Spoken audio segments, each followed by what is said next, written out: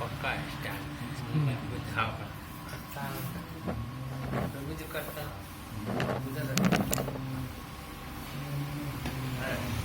छोटा मन इधर करता पानी के जाके नीचे रखा मतलब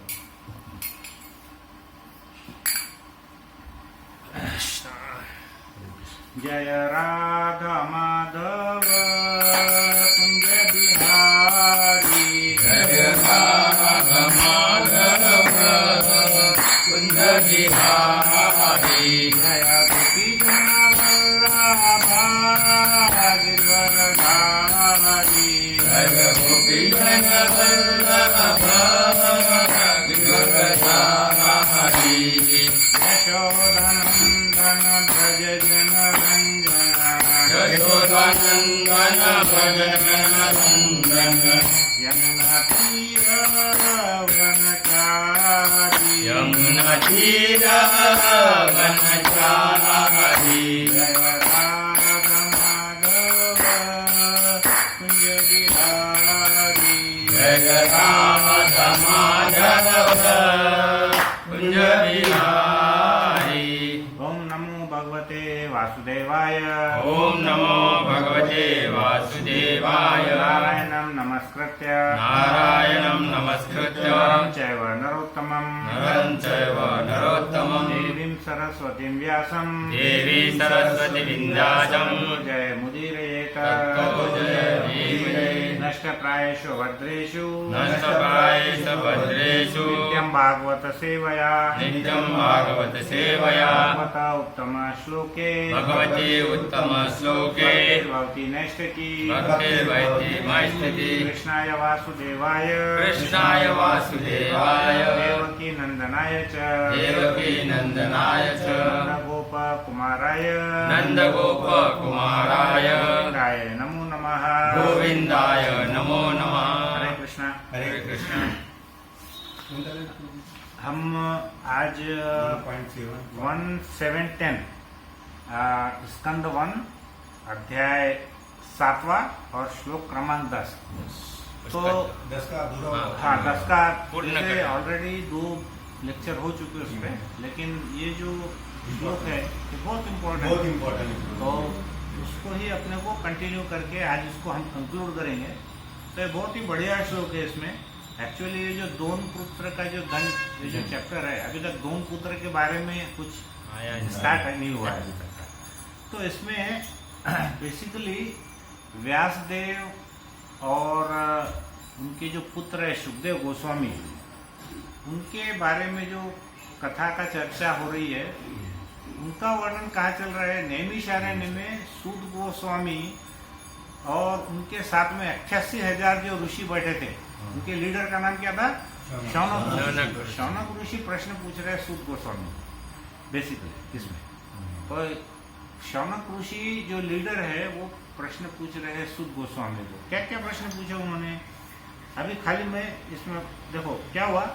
श्रीमद् भागवत का संकलन कर दिया व्यासदेव ने क्योंकि उन्होंने इतने सारे दूसरे जितने भी शास्त्र ग्रंथ बनाए वेद पुराण बनाए तो उनको उसमें संतुष्टि नहीं थी।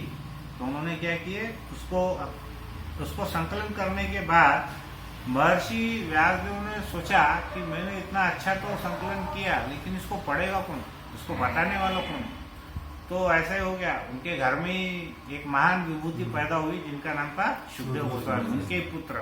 तो उन्होंने क्या किया उसे अपने पुत्र श्री सुखदेव गोस्वामी को पढ़ाया जो पहले से ही आत्म साक्षात्कार में निरत थे सेल्फ रियलाइज सोल वैसे थे वो।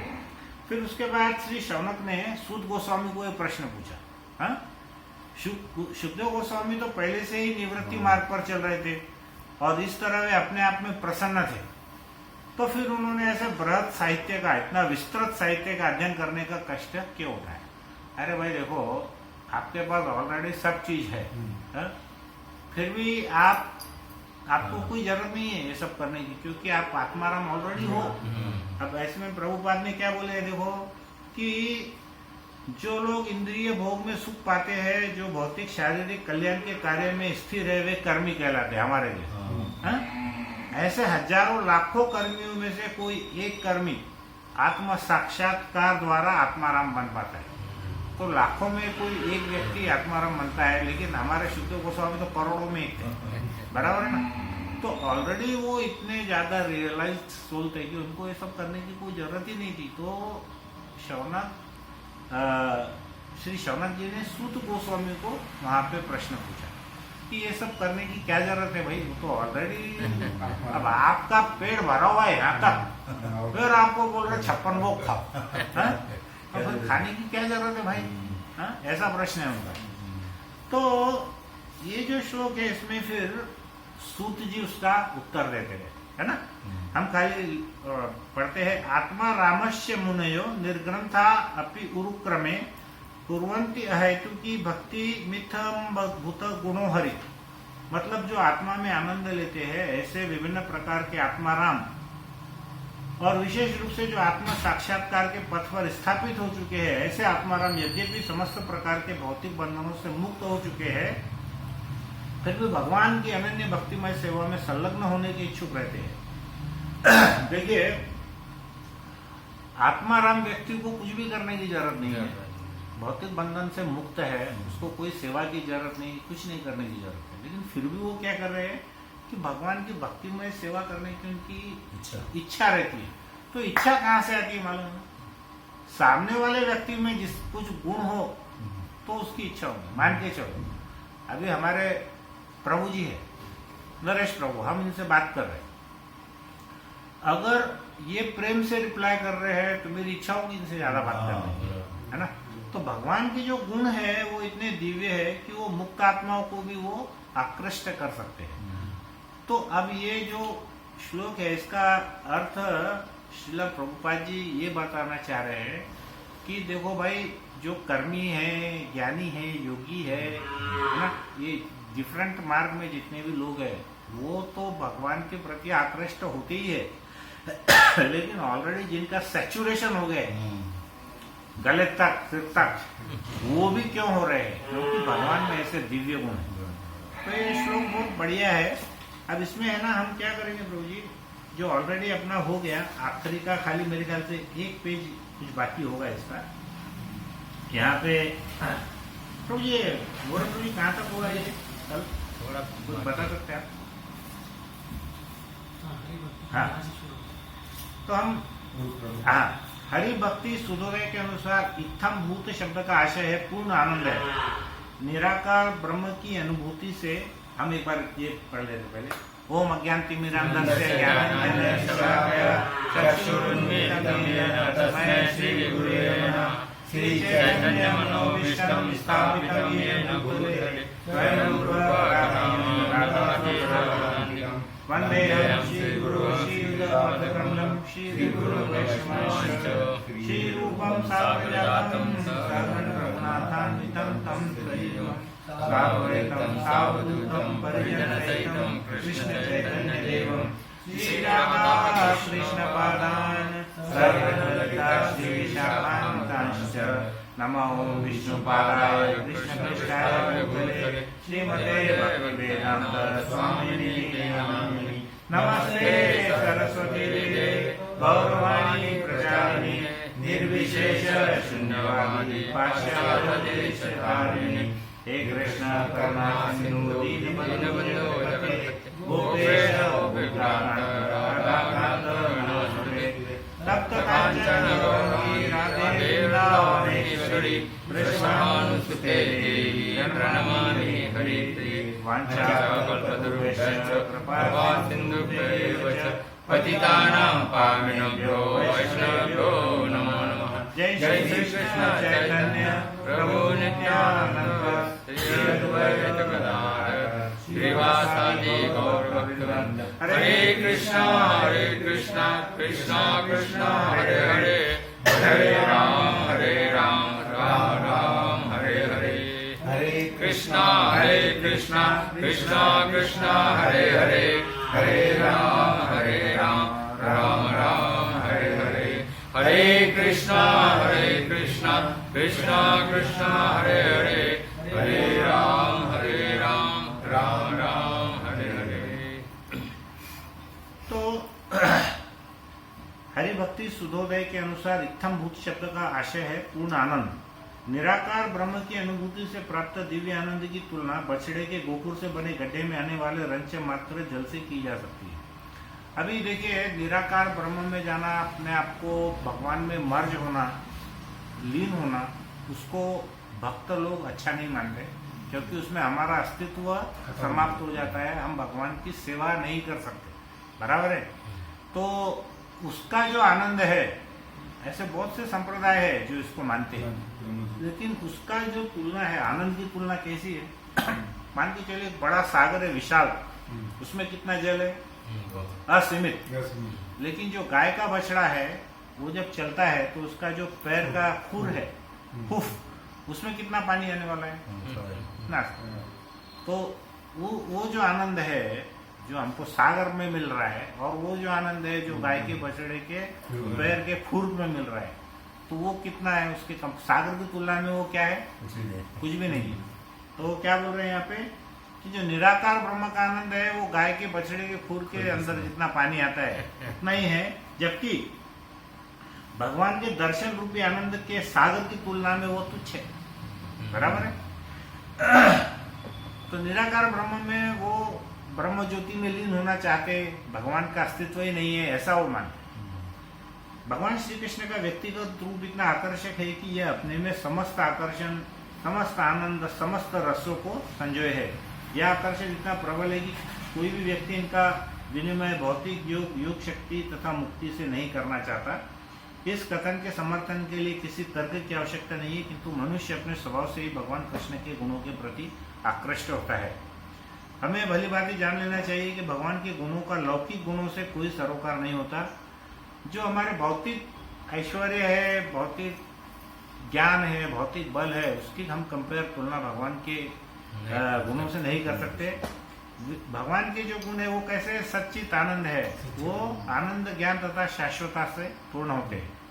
भगवान के गुण असंख्य है, कोई किसी गुण से आकृष्ट होता है तो दूसरा किसी दूसरे गुण से आकृष्ट होता है। तो यहाँ पे उन्होंने भगवान के अलग अलग गुण से कौन कौन व्यक्ति कैसे कैसे आकृष्ट हुए भक्त, उसका उदाहरण दिए। अब जैसे जो चतुष कुमार थे, कौन थे? सनक, सनातन, सनंद और सनत कुमार। वो चारों ब्रह्मचारी भक्त भगवान के चरण कमलों पर अर्पित फूलों की सुगंध से तथा चंदन युक्त तुलसी दल से आकृष्ट हुए। अब आप देखो प्रभु जी, हमको भगवान के साथ में क्यों अटैच रहना है हमेशा? उसका कारण क्या है मालूम है? हमको भगवान की कौन सी चीज से हमारे अंदर में भगवान के प्रति प्रेम आएगा, हमको पता नहीं है। अब आप देखो, खाली भगवान के तुलसी के पत्तों से चतुष कुमारों को भगवान में आकृष्ट हो गए। हालांकि वो भी पहले क्या थे? वो भी निराकार ब्रह्म के अनुभूति करने वाले थे, लेकिन भगवान के जब तुलसी दल और उसका सुगंध से वो इतने बड़े भगवान के भक्त बन गए। इसी प्रकार शुद्धदेव गोस्वामी भगवान की दिव्य लीलाओं से आकृष्ट हुए थे। शुद्धदेव गोस्वामी पहले से मुक्त अवस्था को प्राप्त थे, फिर भी वो भगवान की लीलाओं से आकृष्ट हुए। ये जो श्लोक है पूरा बेसिकली शुद्धदेव गोस्वामी पे ही फोकस है कि वो पहले से मुक्त थे तो भी वो उनके तरफ अट्रैक्ट हुए। जिससे सिद्ध होता है कि भगवान की लीलाओं की गुणवत्ता को भौतिक संसर्ग से कुछ लेना देना नहीं है। भौतिकता में कोई व्यक्ति कितना भी बड़ा हो, अब मान के चलो हमारे यहाँ कोई अंबानी, अडानी और पता नहीं कितने कितने हैं, तो हम उनके भौतिक चीजों को देखकर उनके प्रति हमसे ठीक है, उनके पास इतने अरब है, उतने अरब खरब है, जो है, लेकिन वो हमारे क्या है? It is good for you, हमको क्या करना है उससे? हाँ? लेकिन भगवान के नाम रूप गुण लीला में सुन के हमको क्या होता है? हमारा शोक, हमारा मोह और हमारा भय तीनों भी जाता रहता है। बाकी किसी की कथा सुनने से क्या होता है? ये तीनों चीज आती है। हाँ? आप कभी भी देखो टेलीविजन पे, हम कोई मूवी देखे या कोई सीरियल अगर किसी ने देखा, अगर हमने न्यूज़पेपर पढ़े तो तीनों चीज ऑटोमेटिक आती कि शोक, मोह और भय तीनों भी आता। लेकिन भगवान की कथा सुनने से हमारे तीनों भी चीज जाते रहते, न हमको दुख होता, न किसी के प्रति हमको मोह होता और न हमको कोई डर लगता। बराबर है ना? तो हमारी आसक्ति भी उसके अंदर में कम होते जाती है। तो इससे सिद्ध होता है कि भगवान की लीलाओं की गुणवत्ता को भौतिक संसर्ग से कुछ लेना देना नहीं है। इसी प्रकार तरुणी गोप कुमारियां भगवान के शारीरिक लक्षणों से आकृष्ट हुई और रुक्मिणी कैसे जो गोपियां थी वो भगवान की शारीरिक सौंदर्य से आकृष्ट हुई। और रुक्मिणी देवी को क्या हुआ था, नारद जी ने भगवान का बहुत महिमा बताया था। रुक्मिणी जी इसलिए पत्र लिख के उन्होंने एक ब्राह्मण को भेजा था द्वारका में। तो रुक्मिणी भगवान की महिमा का श्रवण करके आकृष्ट हुई। भगवान कृष्ण भाग्य की देवी लक्ष्मी के भी मन को आकृष्ट करने वाले हैं। विशेष परिस्थितियों में वे समस्त तरुणियों के मन को मोहित करते हैं। वे वयस्क महिलाओं के मनों को मात्र स्नेह के रूप में आकर्षित करते हैं। जो महिलाएं वयस्क है उनको माता के रूप में, और पुरुषों को पुरुष के मन को सेवक और सखा भाव है ना आकृष्ट करते हैं। हरि शब्द के अनेक अर्थ है, लेकिन इसका मुख्य आशय यह है कि भगवान सारी अशुभ वस्तुओं को नष्ट करते हैं, हमारे दुखों को हर लेते हैं, इसलिए हम बोलते हैं हरि हरि। और भक्त के मन को शुद्ध दिव्य प्रेम प्रदान करके हर लेते हैं। घोर कष्ट में होने पर भगवान का स्मरण करने से मनुष्य के सारे दुख तथा चिंताएं दूर हो जाती है। हमको कष्ट आने ही वाले हैं, हम कहाँ है, दुखालय में, बराबर है। तो हम पुस्तकालय में जाते हैं तो पुस्तकें मिलती है, हिमालय में जाते हैं तो हिम मिलता है, तो दुखालय में क्या मिलने वाला है, दुख। हाँ, तो हम पागलों की जैसा सुख की अपेक्षा नहीं कर सकते। तो भगवान का स्मरण करने से हमारी चिंताएं और दुख दूर हो जाते हैं। भगवान शुद्ध भक्त के भक्ति के मार्ग के सारे अवरोधों को क्रमशः दूर कर देते हैं और श्रवण कीर्तन आदि नवधा भक्ति का फल प्रकट होने लगता है। यहाँ तक समझ में आया क्या प्रभु जी? भगवान अपने व्यक्तिगत रूप तथा दिव्य लक्षणों से शुद्ध भक्त के सारे मनोवैज्ञानिक कार्यकलापों को आकृष्ट करते हैं। ऐसी होती है कृष्ण की आकर्षण भक्ति। यह आकर्षण इतना प्रबल होता है कि शुद्ध भक्त धर्म के चारों सिद्धांतों में से एक की भी लालसा नहीं करता। धर्म के 4 सिद्धांत क्या है?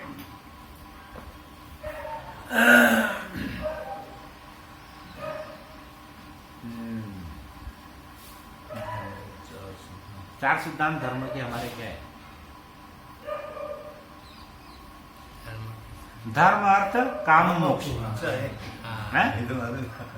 क्या है?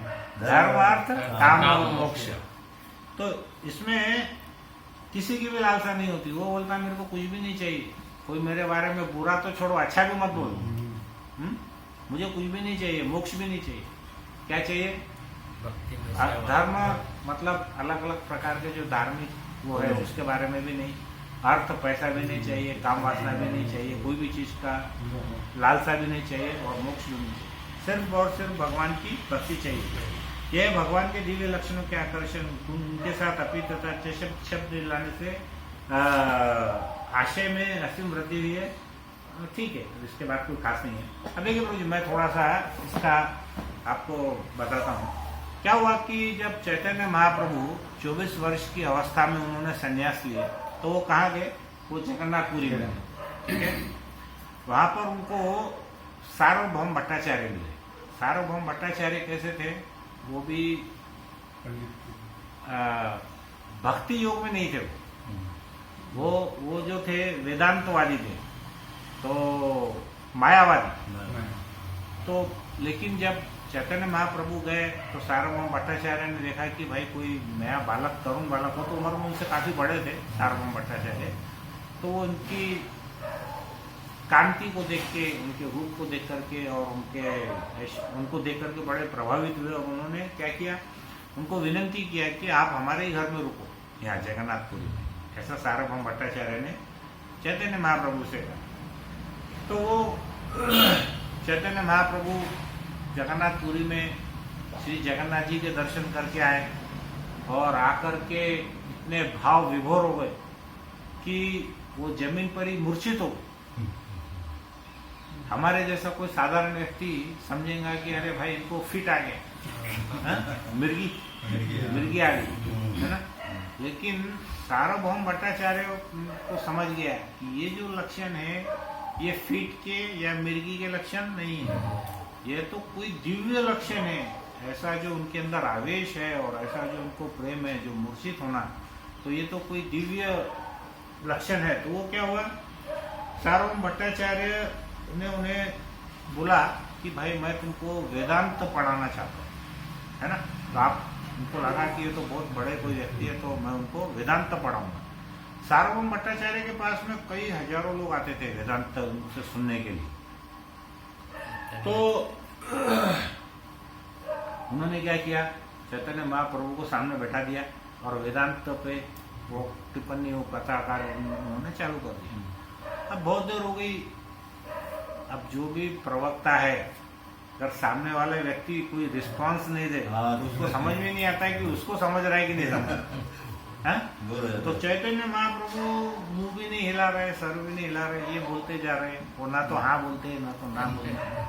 तो सार्वभौम भट्टाचार्य थोड़े से अपसेट हो गए। उन्होंने पूछा, अरे निमाई, ये जो हम वेदांत आपको पढ़ा रहे हैं, आपको कुछ समझ रहे हैं कि नहीं समझ रहे? तो कुछ बोल भी नहीं रहे। उनको क्या मालूम था कि वही चैतन्य महाप्रभु जिन्होंने विश्व जगत में जो जीता था, केशव कश्मीरी, उसको हराए थे, है ना। तो चैतन्य महाप्रभु के बारे में उनको कुछ ज्यादा पता नहीं था। तो चैतन्य महाप्रभु ने जब उन्होंने पूछा सार्वभौम भट्टाचार्य ने कि भाई मेरी जो टिप्पणी है, मैंने जो आपको बताया, वो आपको कैसा लग रहा है? चैतन्य महाप्रभु बोले, देखो प्रभु, जो वेदांत है वो तो सूर्य के प्रकाश के समान है, लेकिन आप जो उसका अर्थ बता रहे हैं ना, वो बादल के समान है। अब बोले ऐसा कैसा? तो बोले सूर्य से जो प्रकाश नीचे आना चाहिए, आपकी टिप्पणी के कारण सब उल्टा हो रहा है, बादलों से ढक जा रहा है वो सूर्य का प्रकाश।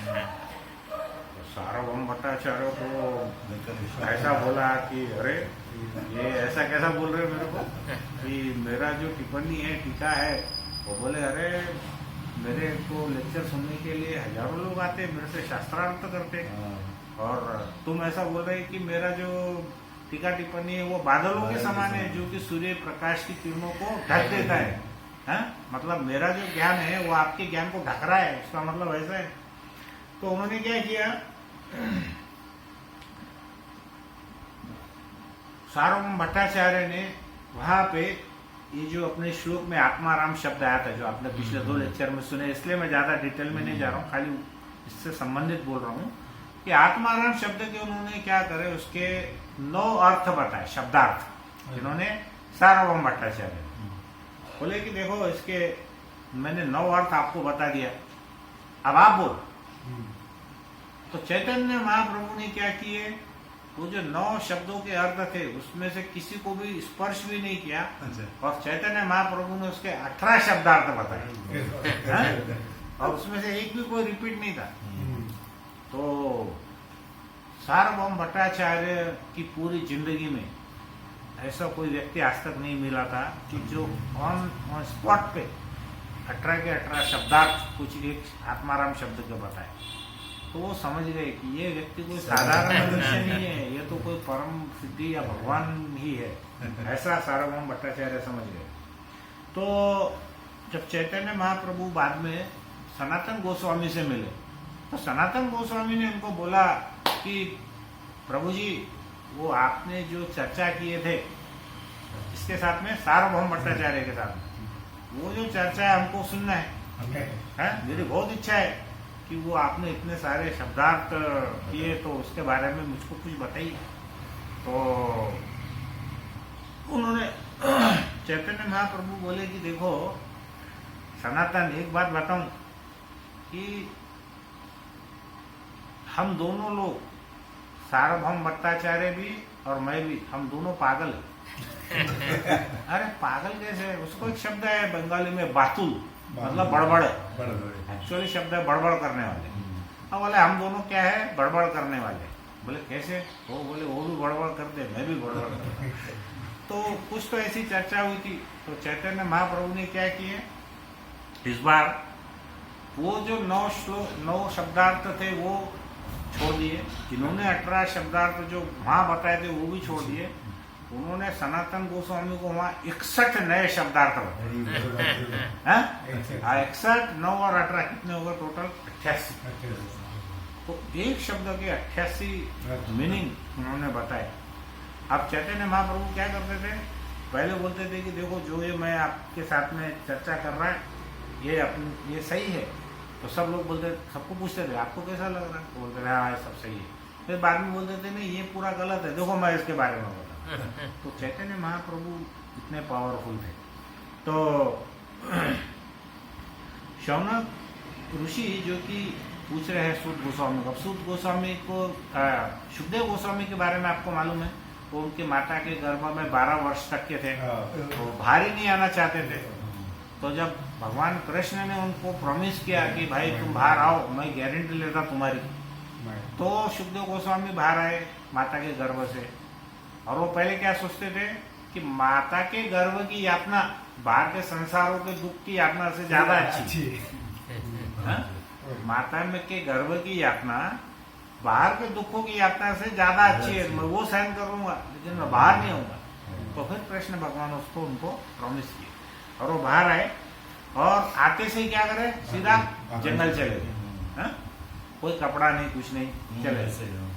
तो व्यास देव तो पिता थे, वो बोलने लगे अरे मेरे पुत्र ऐसे ही जा रहा है, मैं इनके पीछे पीछे वो भी चलने लगे। तो जंगल में जब जा रहे थे तो वो किस्सा मालूम है कि स्त्रियां कुछ स्नान कर रही थी, तो सुखदेव गोस्वामी को देख करके उन्होंने वस्त्र नहीं पहने, लेकिन व्यास देव जब आए तो उनको देख के उन्होंने वस्त्र पहन लिए। तो व्यास देव बोले भाई मैं तो इतना बड़ा हूँ, मेरे से मतलब ऐसा क्यों।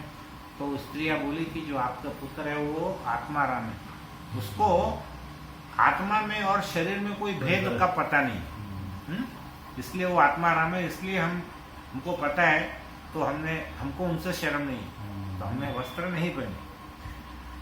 तो फिर शौनक ऋषि ने एक 9वें श्लोक में प्रश्न पूछा था सूत गोस्वामी को। क्या प्रश्न पूछा था देखिए, यह 9वें श्लोक में उन्होंने पूछा कि सुखदेव गोस्वामी तो पहले से निवृत्ति मार्ग पर चल रहे थे, इस तरह वे अपने आप में प्रसन्न थे, तो फिर उन्होंने इतना बड़ा बृहद साहित्य का अध्ययन करने का कष्ट क्यों किया और वो घर वापस क्यों आए। एक्चुअली जो भी सन्यासी एक बार अगर निकल गया तो वो घर कभी वापस आता है क्या? नहीं आता है, बराबर है। तो उन्होंने क्या किया कि निवृत्ति निरतः, मतलब जो व्यक्ति हर चीज की उपेक्षा करते हैं, कपड़े भी नहीं पहनते हैं, तो इतने बड़े भागवत पढ़ने को क्यों बैठे। और आत्माराम तो वो थे ही, जो आत्माराम मतलब जो आत्मा में रमण करते हैं। हम कौन है? हम इंद्रिय राम है, हम इंद्रियों में रमण करते हैं। ये खाएंगे, वो पिएंगे, मस्त घूमेंगे, मजा करेंगे, थोड़ा बहुत हो गया लेक्चर सुन ले कर ले, हमको ऐसा लगता है हमारे से बड़ा कोई भक्ति ही नहीं। तो उसी शब्द को पकड़कर सूत गोस्वामी ने श्लोक का आत्माराम जो कोई सब आत्मा में रमण करने वाले हैं, और जो मुनि मतलब मुनिगण, और निर्गंता मतलब जो समस्त बंधनों से मुक्त है, ऐसे व्यक्ति जो आत्माराम जो है वो अंदर देखते हैं, और जो इंद्रिय राम है वो क्या करते हैं, बाहर देखते हैं। वो क्या कर रहा, वो क्या कर रहा, वो चीज को कैसे खींच लूँ, उसे कैसे कमा लूँ, वो कैसे हड़प लूँ, ये इंद्रिय राम। तो इन्होंने अपने आप में हमेशा कुछ अभाव लगता था, बाहर से कुछ लेकर के आऊँ। व्यासदेव जब नारद मुनि से मिलकर श्रीमद् भागवतम की रचना की तो व्यासदेव ने सोचा